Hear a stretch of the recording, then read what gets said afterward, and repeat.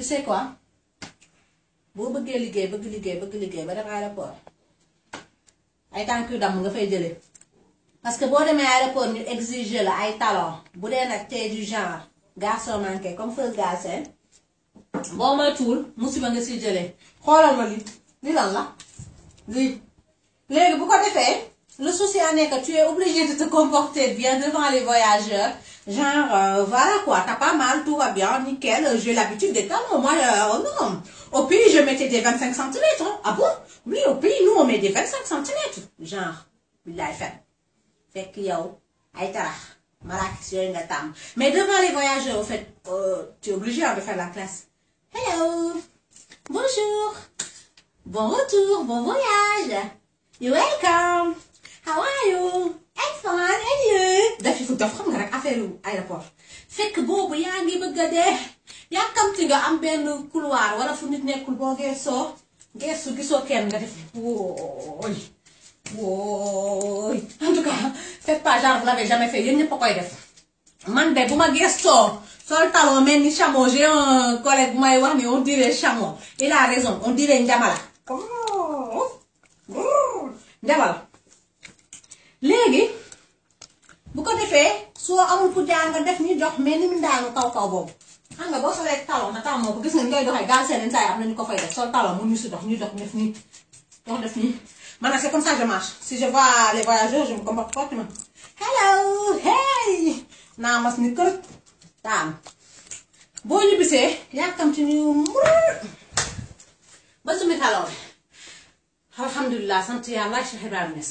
problème bi du loolu man damaa ñàkk jom parce que bu fekkente ni tu te lèves à 5 heures du matin nga ñibbi sa kër wax dëgg yàlla nga mën a reposer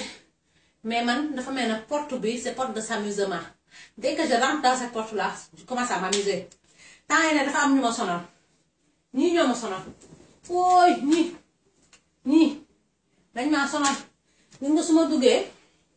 au lieu ma dem tëdd damay teg sama lawal ci cuisine ba toog fii nag di def amusement amusement jusqu'à minuit tëddi 5 heures du matin réveil sonnement ok déglu bi yow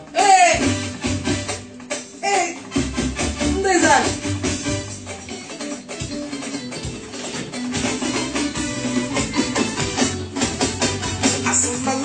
ñu dem waa ngewal ndeysaan bi ma ngewal lii rek la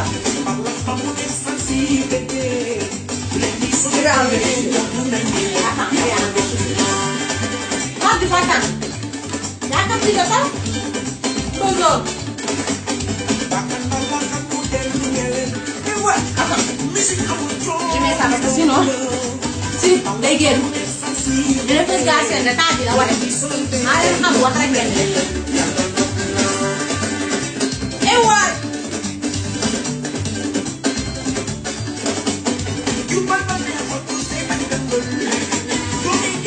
mu ne sa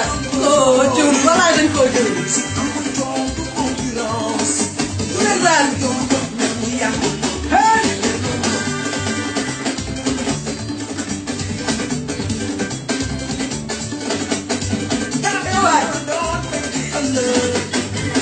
man may moo nangu violence ndeysaan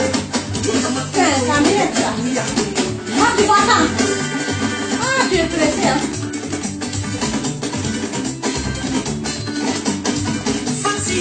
ndeysaan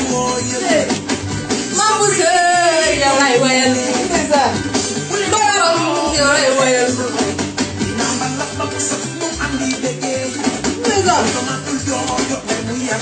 ani maman su boy sama njëkk chéri baay chef jugal ñu fecc waay fi mooy ngewal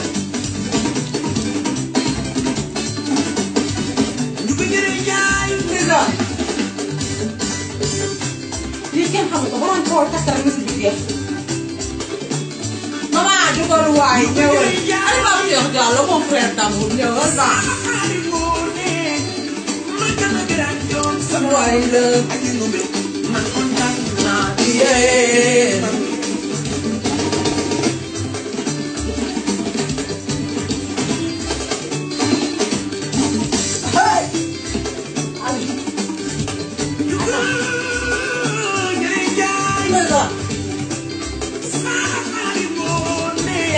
tas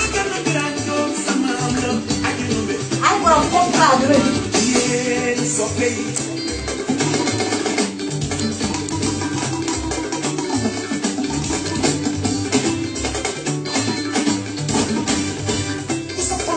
dogal yëngu waay Facebook teg leen yëngu waay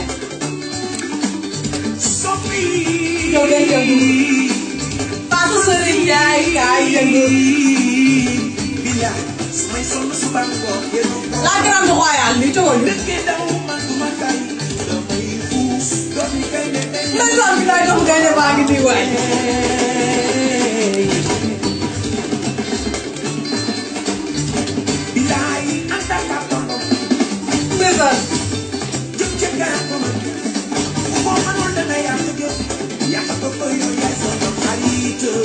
ndeysaan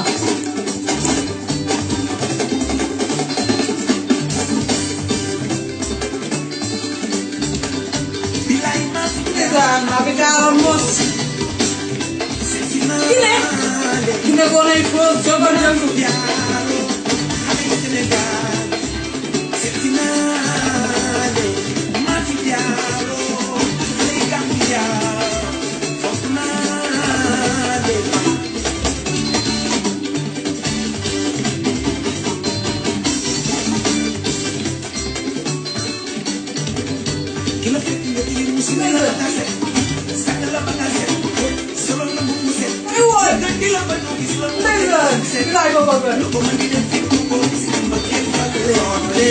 Partenaire Diallo bi lay bëggee laay kon mon frère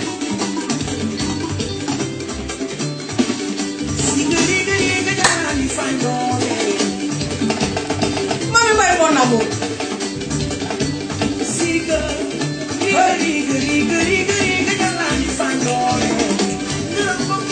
bu leen mere ngeen xam sio ndeysaan akaaju waay